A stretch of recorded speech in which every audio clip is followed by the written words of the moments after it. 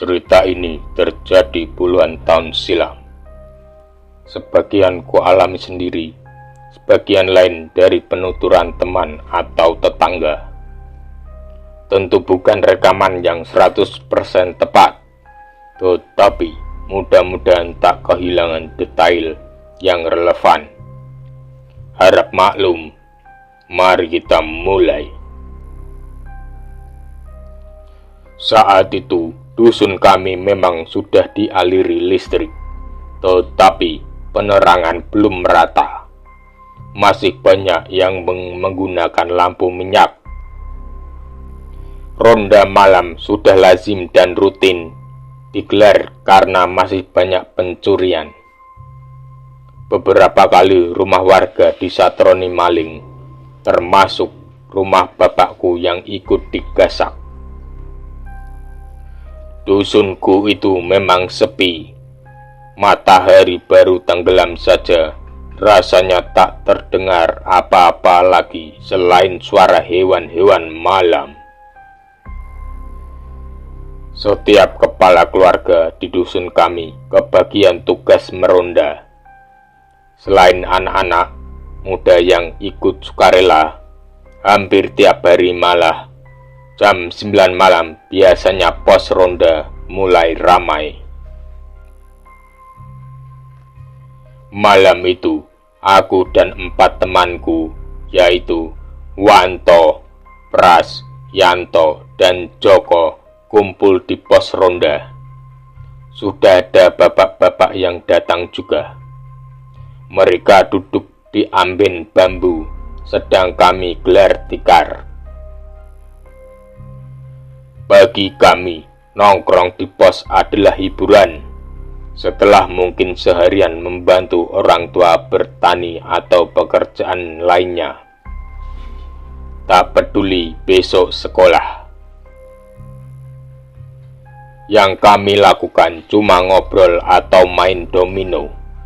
Tak punya gitar seperti anak nongkrong kebanyakan. Paling ada kalau anak desa sebelah mampir bawa gitar. Kalau tidak, ya harus pasrah menikmati suara alam, jangkrik, codot, burung hantu, dan kadang suara-suara aneh yang aku nggak tahu apa sumbernya. Dusun kami terletak di sekitar pegunungan. Jadi setiap malam dinginnya kebangetan. Tapi kalau siang panas bukan main. Makanya kalau ronda malam kami selalu membuat perapian untuk menghangatkan badan. Kadang ada juga warga yang membawa singkong atau jagung yang bisa kami bakar dan santap ramai-ramai. Kalau tidak ada, terpaksa kami ke ladang Mbah Harto untuk mencabut singkong. Bukan mencuri ya, tapi izin lewat cucunya yang tak lain salah satu temanku itu. Bapak-bapak peronda itu biasanya melarang kami ke ladang malam-malam. Karena gelap dan sering ada ular berbisa. Tapi kami selalu bisa mencari alasan. Kadang kami bujuk Mas Mario untuk menemani. Dia salah satu pemuda senior di dusun, ketimbang kami yang masih belasan tahun. Dia terkenal pemberani, sering laku prihatin dan berguru ilmu bela diri dan kebatinan di beberapa daerah. Tapi justru kadang-kadang malah menjadi bencana buat kami yang nyalinya setengah-setengah.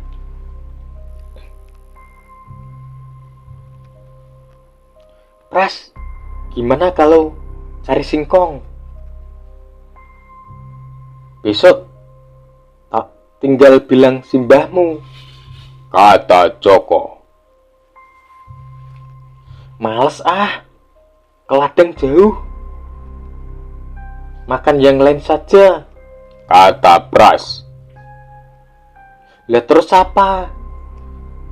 Buat lelekan atau begadang ini? Tanya Joko. Godril piye? Cocok bisa lama makannya, kataku usul. Ya wes, ayo kita cari, jawab Joko.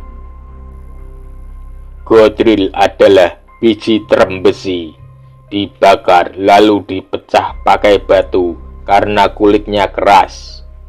Rasanya agak pahit, tapi gurihnya bukan main. Cocok untuk menemani ngobrol lama. Cuma kelemahannya adalah habis makan godril, bau kentut biasanya bertambah busuk berkali-kali lipat. Ada beberapa pohon terem besi di kebun sebelah masjid dusun, tak jauh dari pos ronda. Kami segera menuju ke sana. Hanya Yanto yang tinggal di pos karena diajak ngobrol sama Ledi.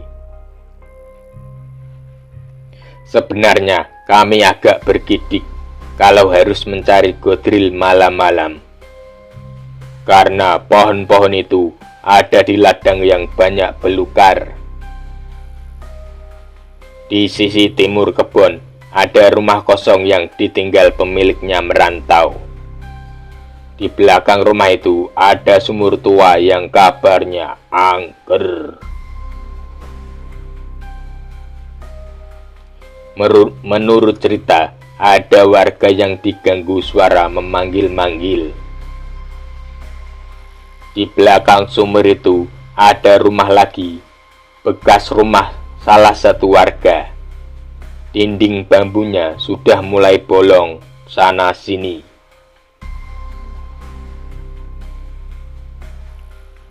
Ambil godril yang banyak toh. Kamu kan yang biasanya paling doyan, kata Joko berkelakar. Mbahmu kui, kamu itu yang suka makan dan kentut nggak punya totok romo.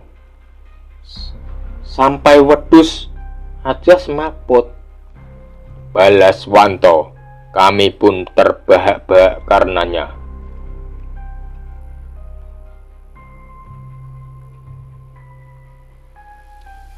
Kalau kok di sini banyak? Kok di sini banyak? Anginnya seperti lagi ke timur, kataku. Wah, iya. Lah itu di bawah lebih banyak, jawab Joko. Kontur tanah di kebun itu memang agak tinggi. Jadi rumah kosong di sisi timur posisinya agak di bawah kebun. Janganlah, wedi aku, kataku. Tapi Joko tak menggubris. Alah, nggak ada apa kilo. Godrilnya banyak. Ayo Pras, kata Joko. Pras dan Wanto pun menyusul Joko menuruni kebun sampai di pinggir rumah kosong itu. Joko ini memang sedikit bandel. Dia lebih tua beberapa tahun dariku, tapi sebenarnya dia penakut juga. Lain kesempatan akan aku ceritakan. Mau tak mau aku ikut. Sesekali tak sengaja aku melirik sumur tua itu yang langsung membuatku merinding. Terbayang kalau tiba-tiba muncul hantu berambut panjang memanggil-manggil, atau pocong yang mengintip dari balik tiang sumur. Tak berani lagi aku membayangkan.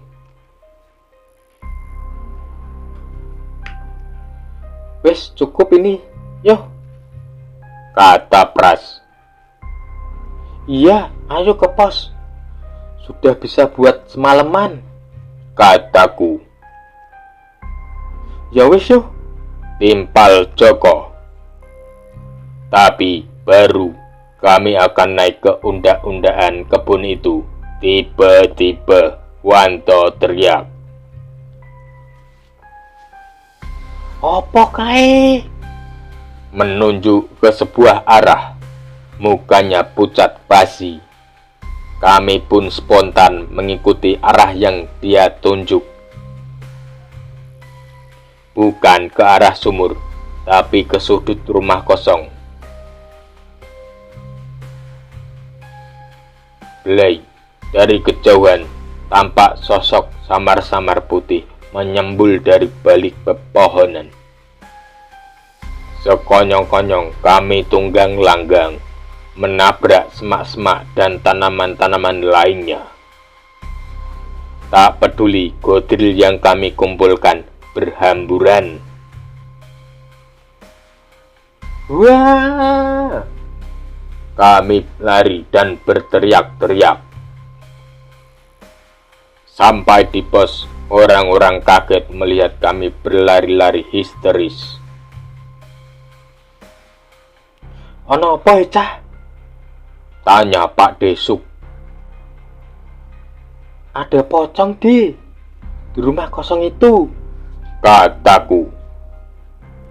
Walah sing bener, aja ngapusi. Bener di. Lah ini Wanto yang lihat pertama, kata Joko. Iya di, boten ngapusi, timpal Wanto.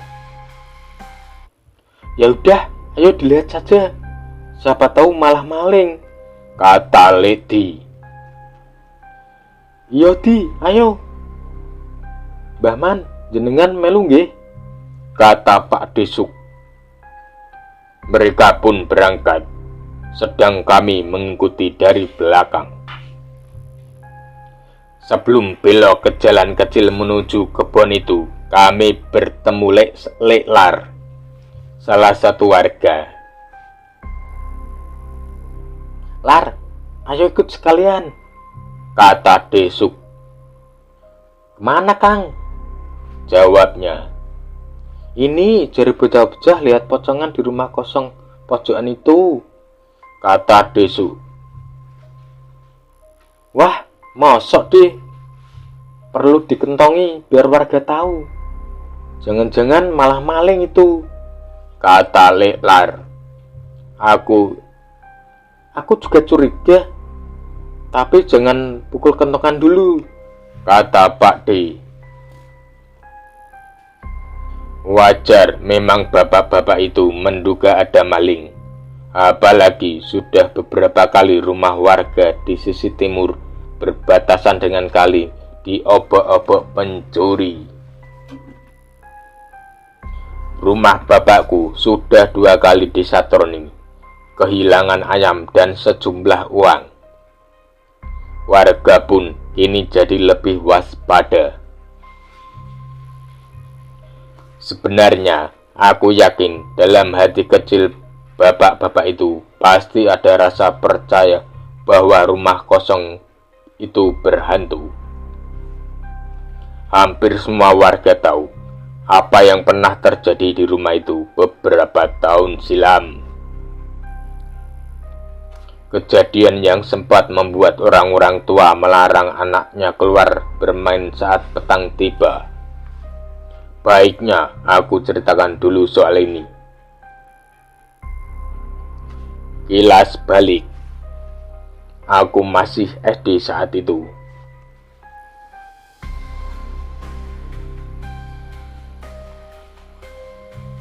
Aku melihat sendiri peristiwa itu bersama beberapa teman lain.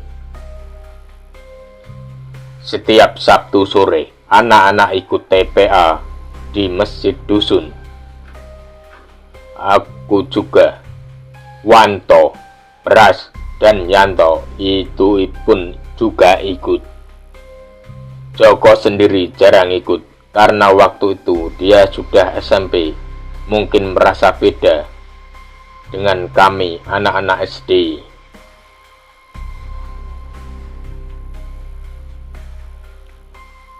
Ikut TPA juga bisa jadi alasan kami main dengan teman-teman. Biasanya selesai sebelum maghrib. Lalu kami sholat di masjid, baru nanti pulang bersama orang tua kami.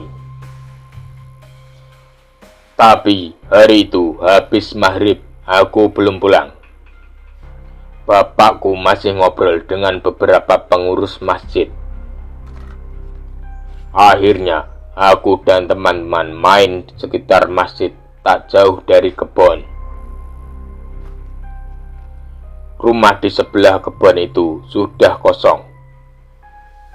Sore itu aku dan teman-teman bermain pasir yang akan dipakai membangun pagar masjid.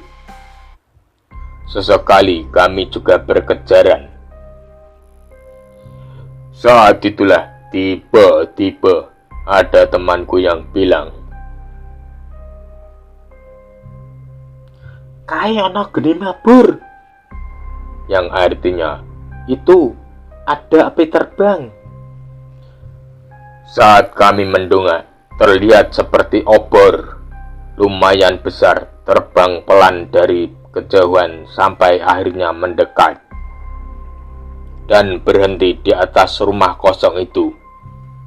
Berputar-putar, hilang di belakang rumah, lalu muncul lagi dan membumbung. Kami yang masih anak-anak tak tahu itu apa. Kami malah berniat mengikutinya. Sampai tiba-tiba ada orang tua berlari dan langsung membawa kami masuk ke dalam masjid. Mereka kemudian beristighfar bersama-sama dengan agak keras. Ada yang membaca doa-doa juga. Dari balik jendela masjid sempat kulihat api berbelok ke kebun, terbang pelan melewati pepohonan, seolah menjauhi masjid, sampai tak terlihat lagi di balik rimbun pohon-pohon di batas desa. Tapi semua yang berada di dalam masih mengucapkan doa-doa. Kemudian berhenti. "Sudah, nggak apa-apa," kata Pak Imam. Selesai sholat Isya, kami semua pulang. Aku pulang bersama bapak yang tak bercerita sama sekali soal kejadian tadi. Teman-temanku juga pulang dengan orang tuanya. Sampai di rumah bapak, mengunci semua pintu dan jendela. Beliau menyuruhku segera tidur. Tapi sesekali dari kamar yang masih kudengar, beliau beristighfar berkali-kali.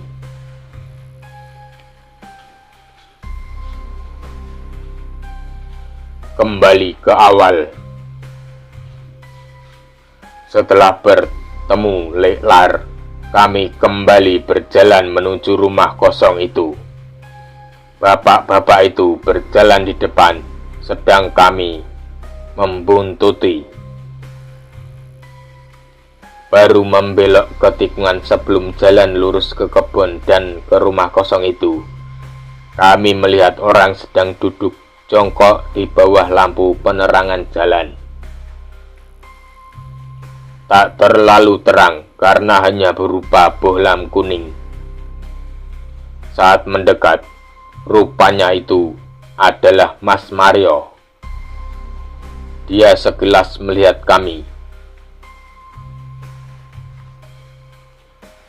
"Kowe, Mar, lagi ngopo?" tanya desuk. Iki golek gangsir," jawabnya pendek. Gangsir adalah sejenis jangkrik tetapi ukurannya lebih besar. Biasanya menggali tanah dan tinggal di dalamnya.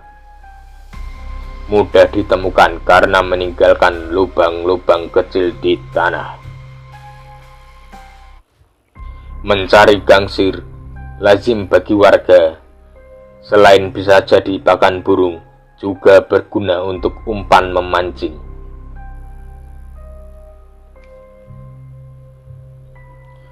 Kamu apa lihat yang aneh-aneh di dekat kebun atau rumah kosong itu?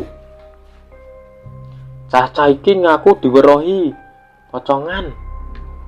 Tanya Lady pada Mas Mario.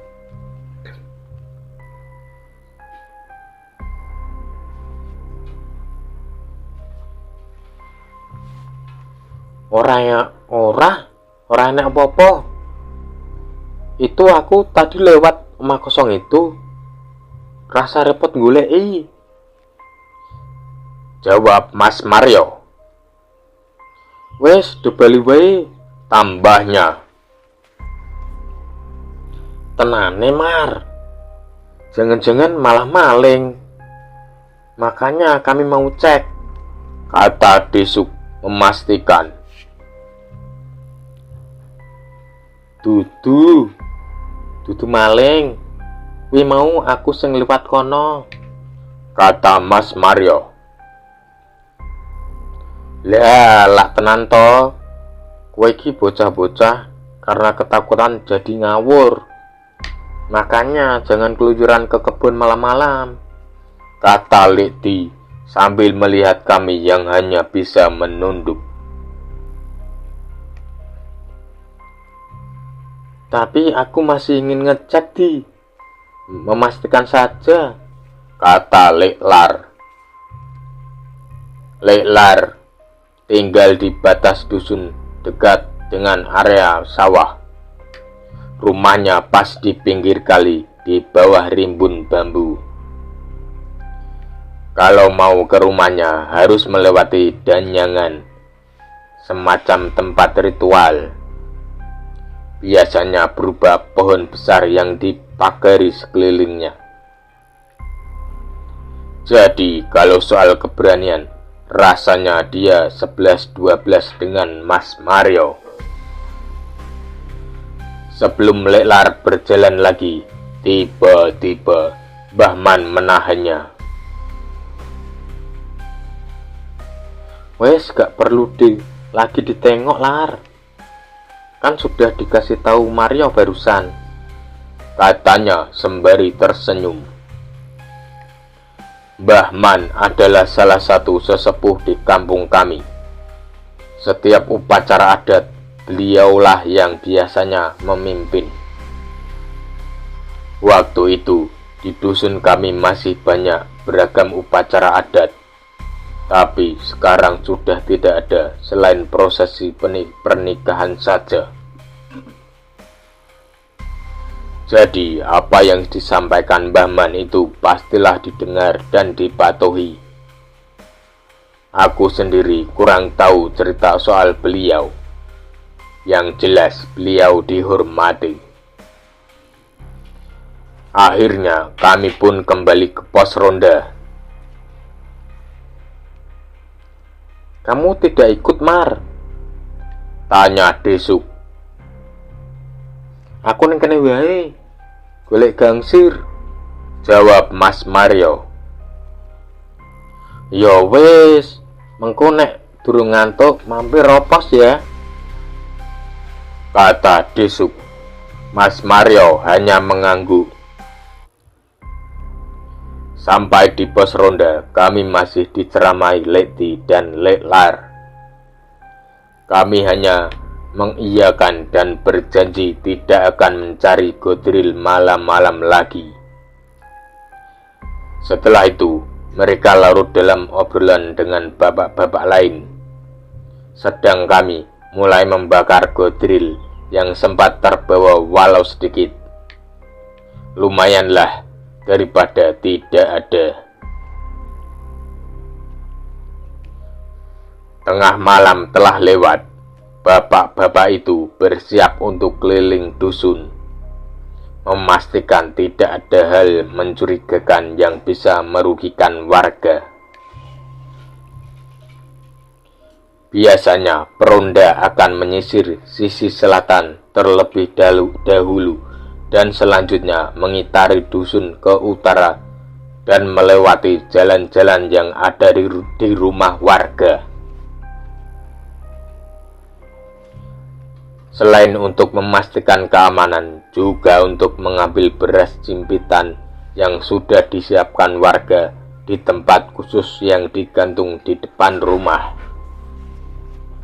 Beras ini dikumpulkan untuk keperluan warga nantinya.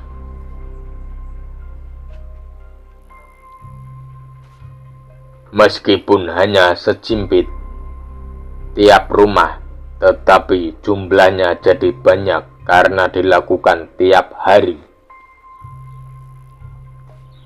Batas timur dusun biasanya mendapat perhatian khusus para peronda. Selain berbatasan dengan sungai, di wilayah itu tidak banyak rumah penduduk yang memiliki lampu listrik. Penerangan jalan pun juga berjauhan. Alhasil, kawasan ini gelap gulita sehingga paling rawan disatroni maling. Kami biasanya juga ikut berkeliling, sekaligus biar ada yang menemani pulang. Hal yang paling kami suka ketika berkeliling adalah saat membunyikan kentongan dengan pola irama tertentu. Benda ini memang sarana komunikasi yang handal, memberi isyarat kepada warga apa yang sedang terjadi. Di tempatku dulu malah sering ada lomba di kabupaten, seni mukul kentongan, atau kami menyebutnya kontekan. Di pos ronda ada satu kentongan besar yang jadi semacam pusat informasi. Nantinya info akan ditransmisikan lewat kentongan-kentongan lain yang ada di rumah warga. Sambung menyambung. Seingatku, jika ketukan satu kali berturut-turut, artinya ada kematian. 2 kali ada pencurian. 3 kali kebakaran. 4 kali bencana alam. 5 kali pencurian hewan. 6 kali darah muluk, kondisi aman. Ada lagu yang dibuat untuk memudahkan menghafal. Siji-siji rojo pati mas yo, loro-loro kemalingan yo mas yo, dan seterusnya. Kentongan di dalam pos ronda sudah kami ambil. Hanya 2 atau 3 saja yang kami bawa. Nanti kalau kami melipir pulang, bapak-bapak peronda itu yang akan membawanya. Hendak kami beranjak dari arah utara, samar-samar terlihat orang bersepeda. Semakin dekat, barulah kami tahu ternyata Mas Mario. Wah, sudah pada mau mubeng ya, De? Bahman ronda juga toh ternyata, tanya Mas Mario sembari tersenyum. Iyo Mar, lah kowe tak tunggu, godrile wis dientekke cah-cah iki, jawab Desuk seperti agak aneh menatap Mas Mario. Wis entuk gangsir okeh, tanya Lekdi. Yang ditanya seperti malah kebingungan. Ora sempet Kang, wong acarane baru selesai, podo telat datang, jawab Mas Mario. Lah bukannya tadi kamu cari gangsir di jalan dekat kebun pojokan, tanya Leklar. Wah, aku ini baru pulang dari sanakku yang mau mantu, jawabnya makin bingung. Tadi sebelum maghrib disuruh antar bapak ke sana mau nginep. Wong mae sudah di sana sejak kemarin. Aku pulang nunggu rumah, kata Mas Mario.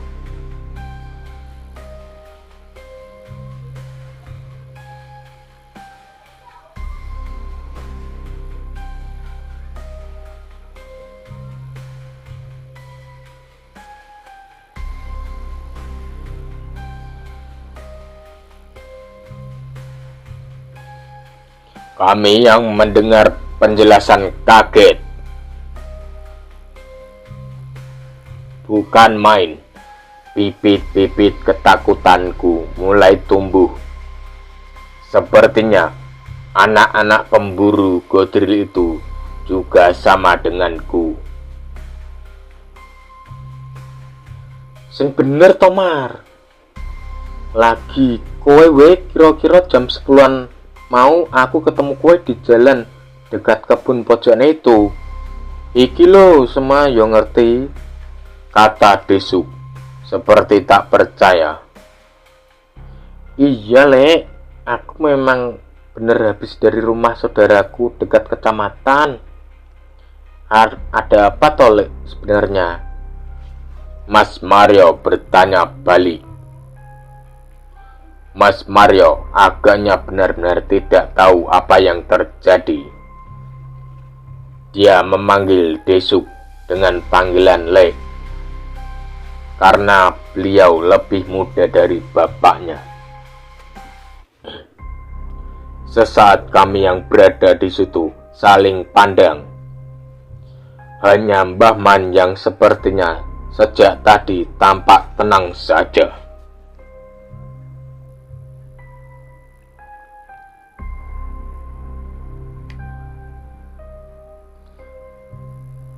Tenan Mas, tadi aku sama teman-teman cari Godril di kebun itu.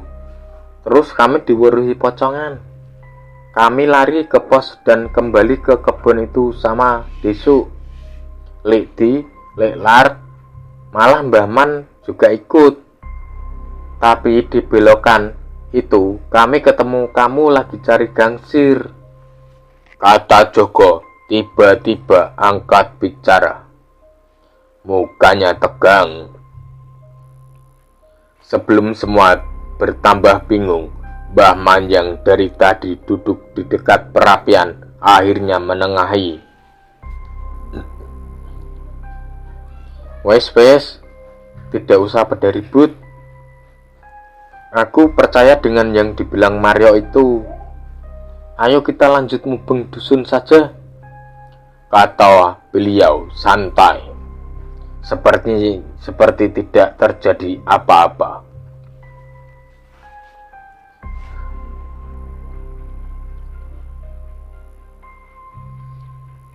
Loh Mbah, kan tadi juga jenengan yang bilang percaya saja dengan yang Mario yang kita temui di pinggir jalan itu. Makanya kita terus balik ke pos. Pripun toh Mbah?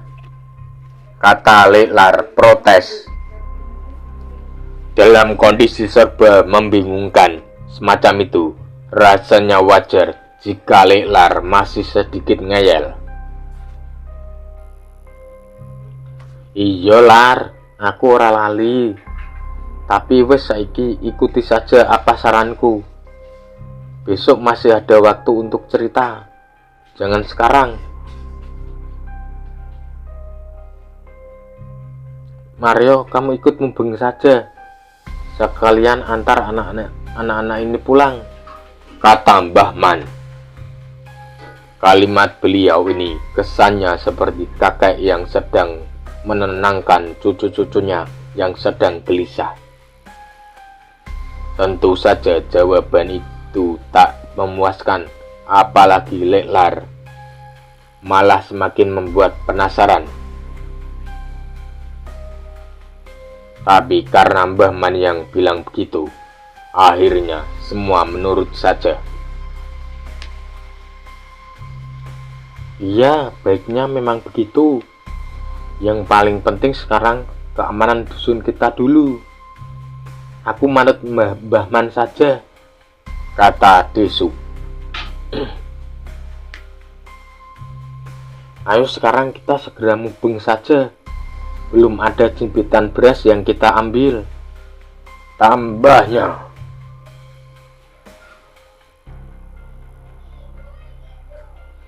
Agaknya Desuk sudah paham dengan maksud Mbah Man. Meski mungkin juga penasaran, tapi terlihat dia tak ingin suasana jadi kacau. Kalian langsung pulang saja, katanya. Dede, jawabku. Kami pun sebenarnya sudah tak ingin lagi lama-lama di pos ronda. Pikiran kami sudah tidak tenang. Teman-temanku itu pun hanya diam. Cuma sesekali mereka saling pandang.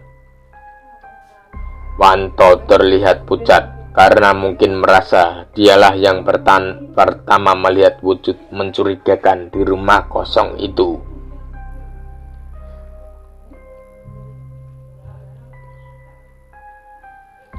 Rasanya aku pun sama, pucat dan ketakutan juga. Semua sepakat dengan Mbah Man.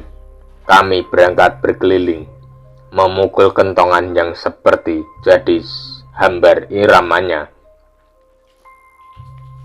Antara dipukul sembarangan dan tak bertenaga, atau sesungguhnya memang sengaja biar tak gaduh. Kaki-kaki juga rasanya segan hendak berjalan, seperti menolak karena ada sesuatu yang buruk menanti di depan. Wah,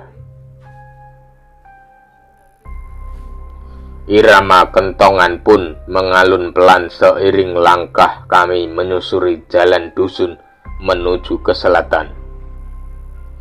Tak ada percakapan di antara kami. Bapak-bapak itu seperti memikirkan sesuatu yang serius dan menghindari obrolan. Namun, tak berapa lama Leklar menyeletuk. Tumben sepi banget ya malam ini. Suara jangkrik saja tidak kedengeran. Memang benar kata Leklar. Baru aku sadar, memang hampir-hampir senyap malam itu. Suara jangkrik atau kadang kenceng yang biasanya ramai sama sekali tak terdengar.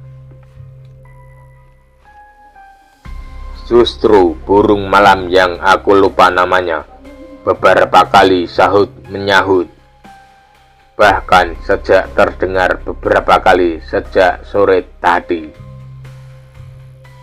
Suara burung di malam hari sepertinya lazim diyakini sebagai pertanda sesuatu yang buruk bakal terjadi.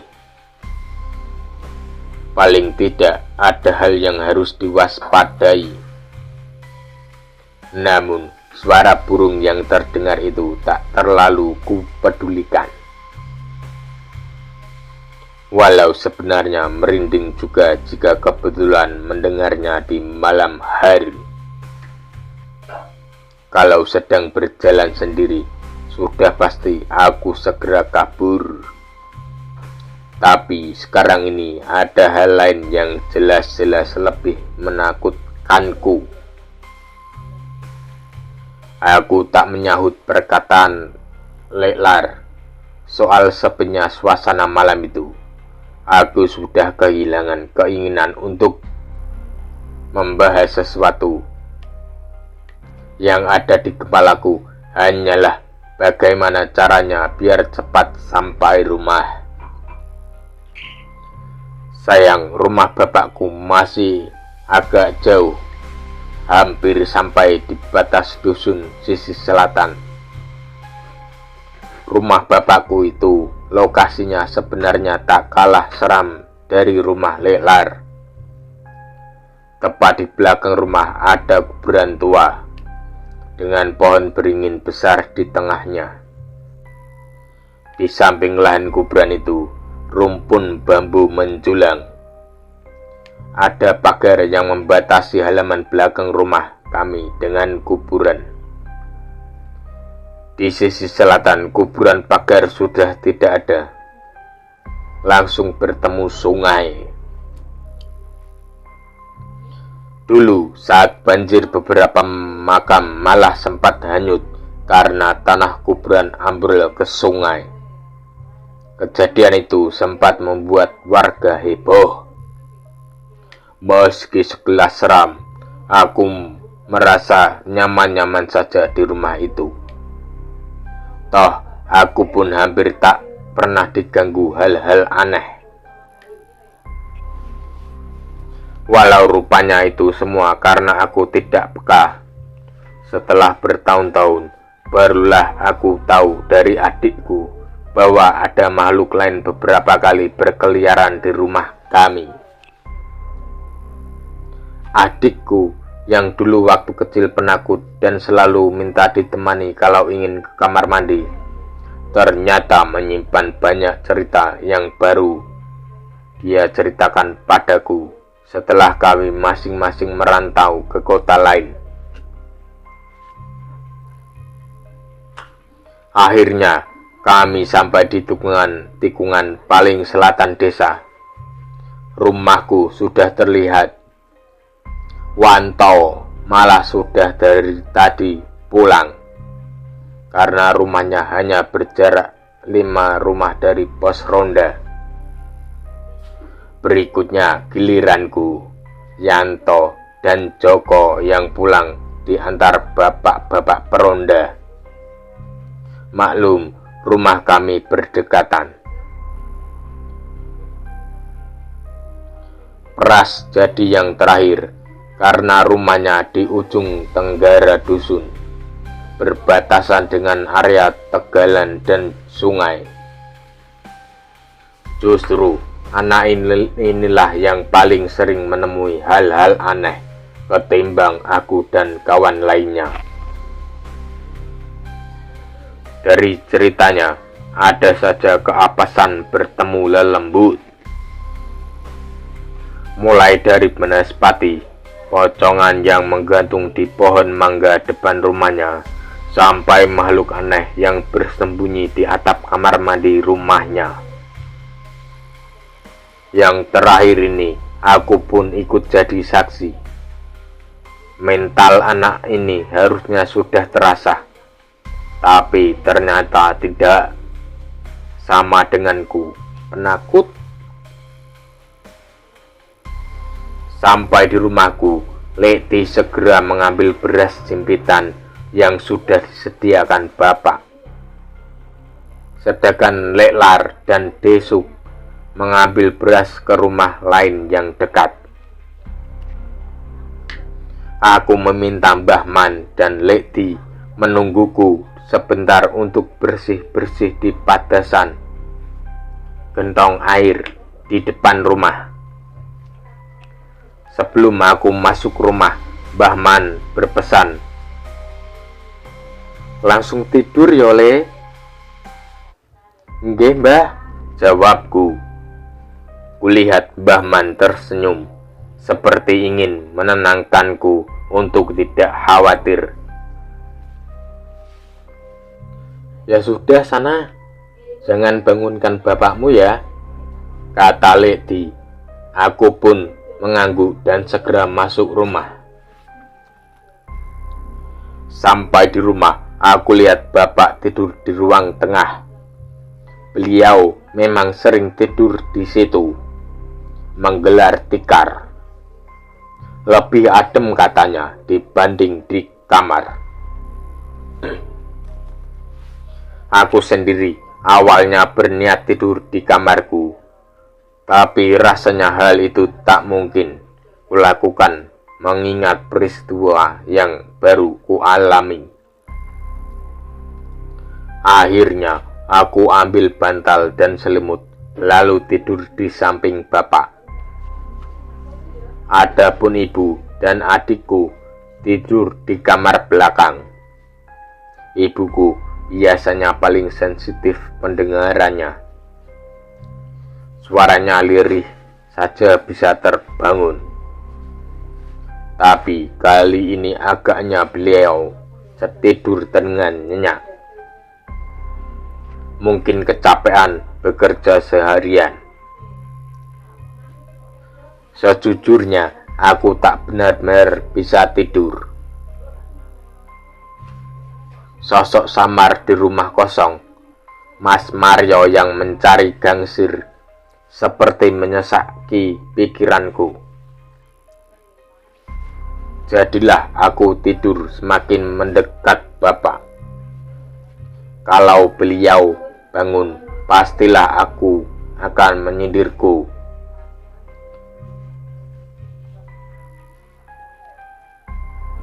Kenapa tidak tidur di kamar?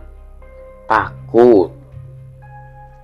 Kalimat itu pernah dilontarkan padaku saat mengetahui aku yang tadinya di kamar pindah tidur di samping beliau. Gara-garanya buku yang kubaca seharian, kalau tidak salah judulnya Dialog dengan Jin. Bapak yang menemukan buku itu di dekatku hanya senyum-senyum saja. Baru membayangkan kejadian memalukan itu, tiba-tiba aku dikagetkan dengan suara pintu diketuk. Pintu ruang tengah, tempat aku dan bapak tidur. Pelan, tapi bisa membangunkan orang.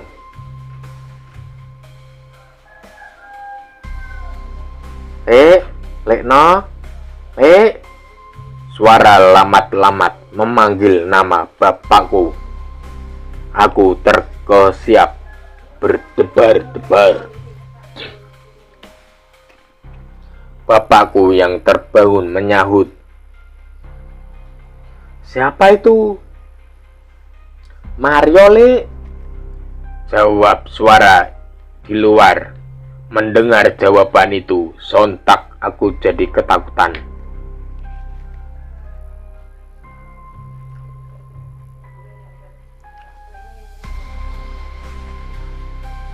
Baru saja tadi lepas dari cerita membingungkan soal Mas Mario, kini orangnya malah datang ke rumah. Jangan-jangan bapakku langsung melangkah ke ruang pintu. Aku sebenarnya ingin melarang bapak membuka pintu.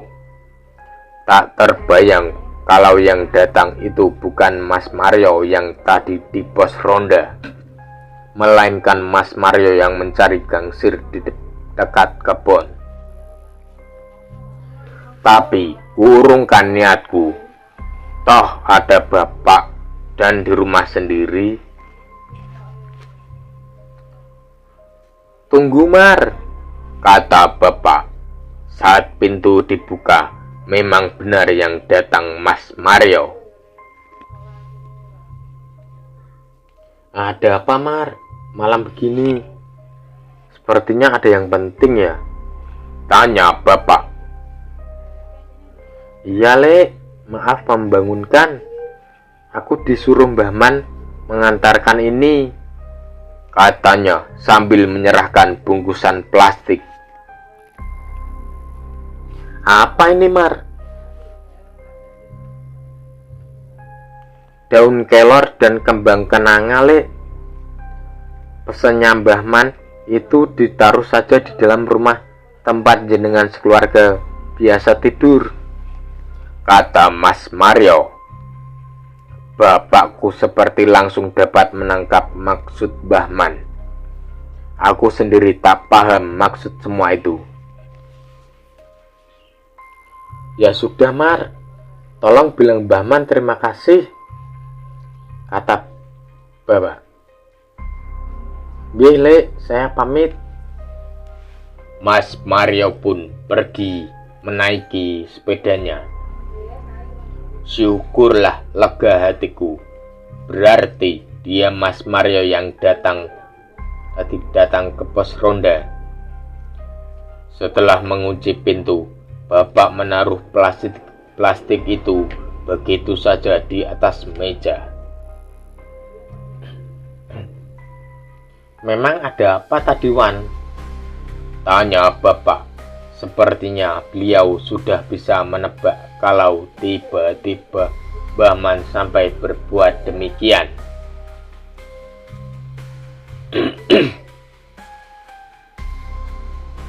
Tadi kami diweruhi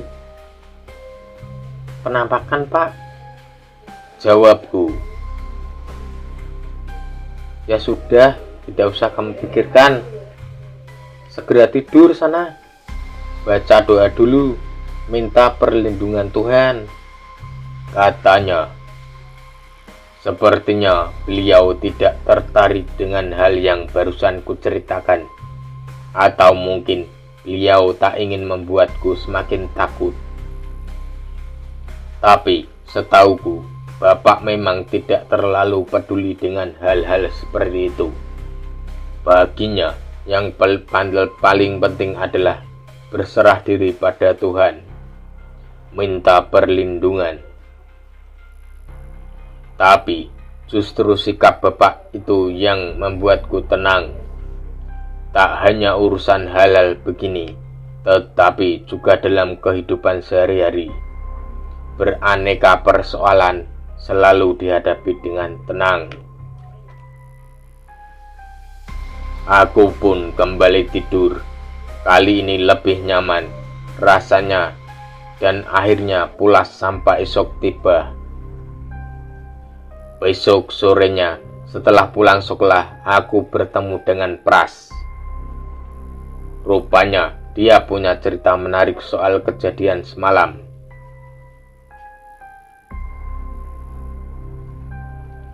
Semalam itu, Wan, wah, medeni banget, katanya dengan wajah serius. Memang ada apa, Pras, memangnya? Tanyaku penasaran. Semalam setelah mengantarmu pulang, baru mau sampai di rumahku, kami bertemu pocongan lagi jegek, diam, bergeming di bawah pohon randu dekat kali itu. Tidak cuma satu, tapi dua. Yang satu kecil, tidak kulihat jelas. Tak berani aku. Mau semapot akuan, katanya. Wah, terus piye kuwi? Kan kamu sama bapak-bapak itu, tanyaku. Iya, Bahman bilang tidak usah digubris, biarkan saja. Tapi yang lain kan tetap tidak tenang. Tiba-tiba Mas Mario langsung lari mengejar makhluk itu sambil teriak, "Berani kalian!" Bahman dan Desuk langsung ikut mengejar dia. Mungkin Mas Mario itu kesal karena ada yang menyerupai dia semalam, lanjut Pras. Menurutnya, kejadian itu serba cepat. Makhluk yang dikejar Mas Mario itu pun serta-merta hilang sebelum sempat mendekat. Tapi setelah itu terdengar suara-suara aneh dari atas pohon randu. Randu paling besar dekat kali. Mas Mario kalap. Dia terus mengejar, bahkan menggoncang-goncang pohon itu. "Ayo turun kalian, aku tidak takut." Tapi yang terdengar seperti suara jeritan, melengking, sakit di telinga, lalu hilang sama sekali. "Merinding tenan iki, Wan," ujar Pras. "Untung aku, Pras, sudah pulang duluan." Lah tapi semalam itu Mas Mario datang ke rumahku loh, kataku. Iya, disuruh Mbah Man. Setelah kejadian itu, mereka mampir di rumahku. Bapak-bapak itu menenangkan Mas Mario dulu. Mbah Man akhirnya minta dicarikan kelor sama kenanga yang kebetulan ada di halaman rumahku. Dia menyuruh Mas Mario, Lek Lar, dan Lek Di memberikan daun-daun itu ke rumah kita. Joko, Wanto, Yanto pasti juga dikasih. Memang kenapa, Pras? Ada apa hubungannya dengan yang kita lihat di rumah kosong itu? Iya, katanya untuk berjaga-jaga. Boleh percaya, boleh tidak. Yang penting sudah usaha, kata Pras. Malam itu Mbah Man menceritakan kejadian menurut penglihatannya kepada Desuk, Ledi, Lelar, Mas Mario, dan bapaknya Pras. Termasuk siapa sebenarnya orang yang mengaku Mas Mario di dekat kebun yang sedang mencari gangsir itu. Aku memang sudah disuruh Mbah masuk kamar sama bapakku, tapi aku masih bisa dengar obrolan mereka, walaupun kadang tidak begitu jelas dan aku sendiri tak tahu apa yang mereka maksud. Gak bisa tidur aku semalaman, kata Pras. Mendengar penjelasan Pras, jantungku seperti berdegup semakin kencang. Aku penasaran mendengar ceritanya, walaupun seperti sudah ku tahu arahnya. Tapi aku ingin dengar apa yang diceritakan Mbah Man semalam. Menurut Mbah Man, Mas Mario yang sedang mencari gangsir malam itu sebenarnya adalah lelembut. Kalau kalian lihat lebih teliti, dia itu sebenarnya tidak benar-benar jongkok, tapi memang tidak ada kakinya. Dan kalau kalian peka, maka pasti akan mencium bau tak sedap, kata Mbah Man. Tapi apa yang dibilang makhluk itu memang benar, bahwa yang dilihat Pras dan teman-temannya di rumah kosong itu memang dia. Jadi tak perlu dicari lagi. Dan makhluk ini memang benar-benar mencari gangsir. Yang aku tahu untuk apa, yang aku tak tahu untuk apa, kata Pras menurukan penjelasan Mbah Man semalam. Malah menurut beliau, semalam itu dusun kita ini sedang dikunjungi banyak makhluk. Salah satunya yang muncul lagi di pohon randu itu, kata Pras. Katanya semalam itu bau tak sedap menyengat di mana-mana, saking banyaknya makhluk itu. Mbah Man pun merasa perlu untuk berbuat sesuatu. Menurut Pras, Mbah Man sendiri mengaku tak tahu apa pemicunya. Bisa jadi karena kiriman orang, atau mereka datang karena ada sesuatu yang mengundang dengan sengaja atau tidak sengaja. Tapi alangkah lebih baik berjaga-jaga, salah satunya menggunakan media, daun kelor, dan kenanga itu. Selebihnya pasarkan semua pada Yang Maha Kuasa, kata beliau.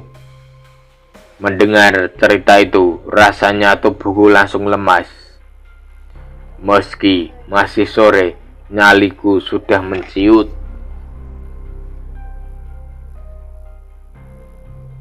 Sudah pasti malam ini dan malam-malam berikutnya nanti tak berani lagi aku keluar nongkrong sama teman-temanku, apalagi ikut meronda keliling dusun.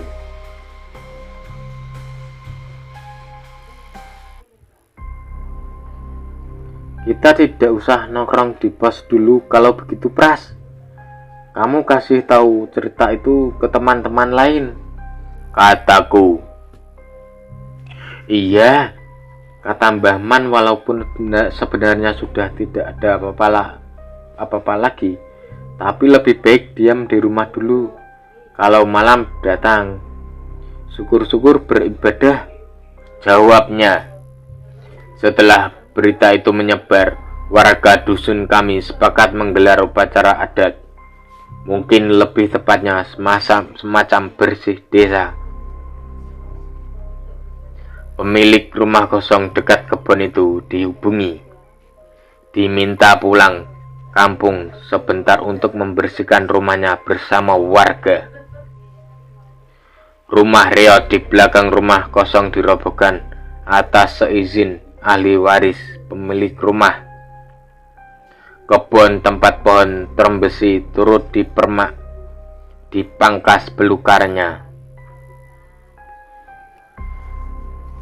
Kuburan tua di belakang rumahku itu juga dibersihkan dan dipagari di semua sisi.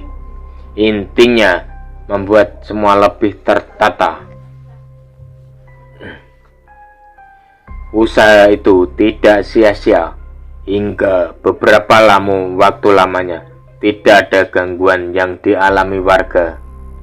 Tapi bukan berarti hilang begitu saja, karena gangguan datang lagi berbulan-bulan kemudian. Kali ini sasarannya adalah keluarga salah satu kawan baikku.